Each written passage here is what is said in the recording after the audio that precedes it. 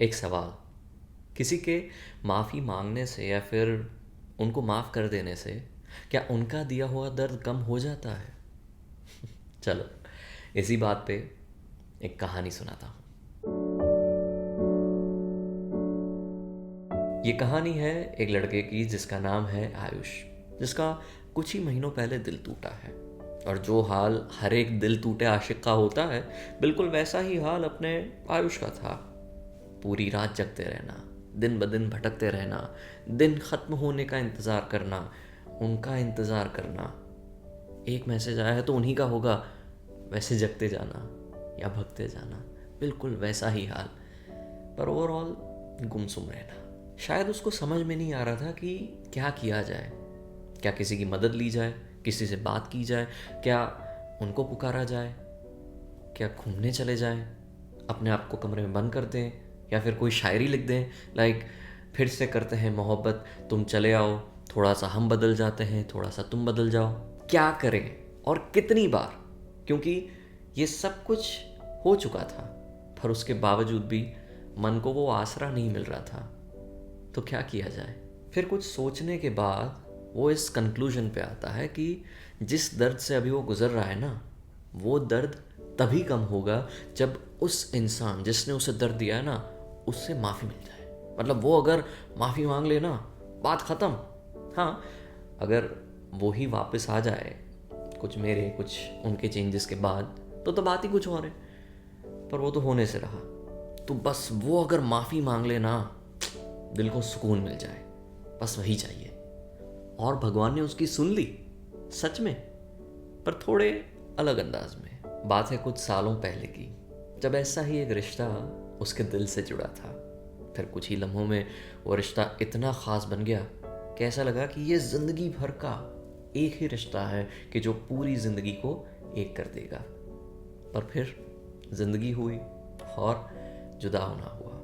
और फिर उस तरह से जुदा होना हुआ कि दिल भी टूटा और इंसान भी रूठा, और कहीं ना कहीं साथ भी छूटा। उससे तो है, पर खुद से भी।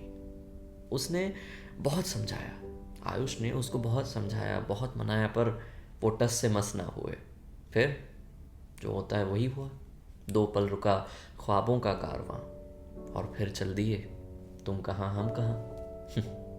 फिर जैसे तैसे करके बड़ी जद्दोजहद के बाद आयुष ने अपने आप को उस डार्क फेज से बाहर निकाला, उस दर्द से बाहर निकाला, और जैसे तैसे करके आगे बढ़ा। आज उसी शख्स का पैगाम आया है।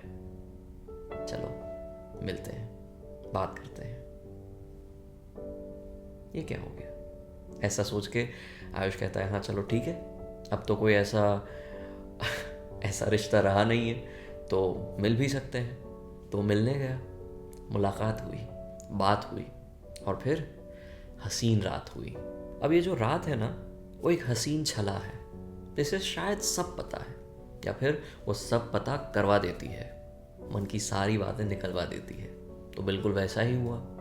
मोहतरमा ने आयुष का हाथ थामा और फिर कहा, listen, I am really sorry, I know it's too late, और शायद वो उतना मायने भी नहीं रखता होगा, but I am really sorry for my behaviour. You are right, but पता नहीं उस टाइम पे मैं समझ नहीं पाई तुम्हें। तो मैंने जो भी किया, जो भी कहा, उसके लिए आई एम रियली सॉरी। अब ये बात सुन के ना आयुष के मन में 2 तरह के ख्याल आए। एक, वो खुश हुआ कि अरे, मैंने कहा था ना कि समझ जाओ, आगे जाके यही बात तुम अलग तरह से कहोगी, पर तब तक बहुत देर हो चुकी होगी, तो समझ जाओ। सी, हैप्पी रियलाइजेशन। वैसा वाला लम्हा आयुष के मन में आया। फिर दूसरा, अब क्या? मतलब मैं क्या करूं इस माफ़ी का? कोई फ़र्क नहीं पड़ने वाला है। हाँ चलो ठीक है, तुमने माफ़ी मांग ली, पर उससे मुझे उतना फ़र्क नहीं पड़ रहा है। शायद तुम इसलिए माफ़ी मांग रही हो क्योंकि तुम्हारा दिल हल्का हो जाए, पर मेरा दिल इतने अरसों तक भारी रहा, उस दर्द का क्या? ये माफ़ी उसको साफ नहीं कर पाएगी। क्या करूं इस माफ़ी का? अब जब ये दूसरा रियलाइजेशन हुआ ना, तब आयुष को समझ आया कि वो जो चीज़ इस रिश्ते से मांग रहा है, जो अभी अभी टूटा है वो भी यही मांग रहा है ना।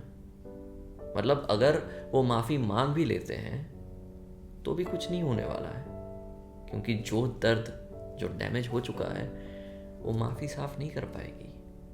उसको ठीक करना अपने ही हाथ में है। तो हाँ, एक आध दो पल के लिए एक आई टोल्ड यू ऐसा वाला एटीट्यूड आ जाएगा और अच्छा भी लगेगा, और अपने आप को वापस लाने के लिए, ठीक रखने के लिए तो खुद ही को काम करना पड़ेगा। तो आयुष ने इस बात को समझा। वो मन ही मन मुस्कुराया, उन मोहतरमा का हाथ थामा और फिर शुक्रिया कह के माथा चूम के वहाँ से निकल गया। तो ये ज़िंदगी का सच है कि पुराने ज़ख्म नई दवाओं से भरे या ना भरे, पर उनके दाग तो हमेशा रहने ही वाले हैं। तो वो ज़ख्म ये नई दवाओं से भर जाए उसके इंतज़ार में रहो, उससे अच्छा है अपने इस दर्द पे काम करना शुरू कर दो, क्योंकि इंतज़ार में वो दर्द ज़्यादा बढ़ता है। इस बात को समझ के आयुष अपनी गाड़ी में बैठता है। गाड़ी ऑन करके जब रेडियो ऑन करता है तभी उसका सबसे पसंदीदा गाना रेडियो पे बजता है।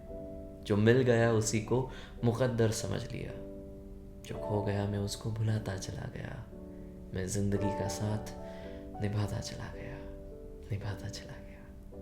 बस यूँ ही।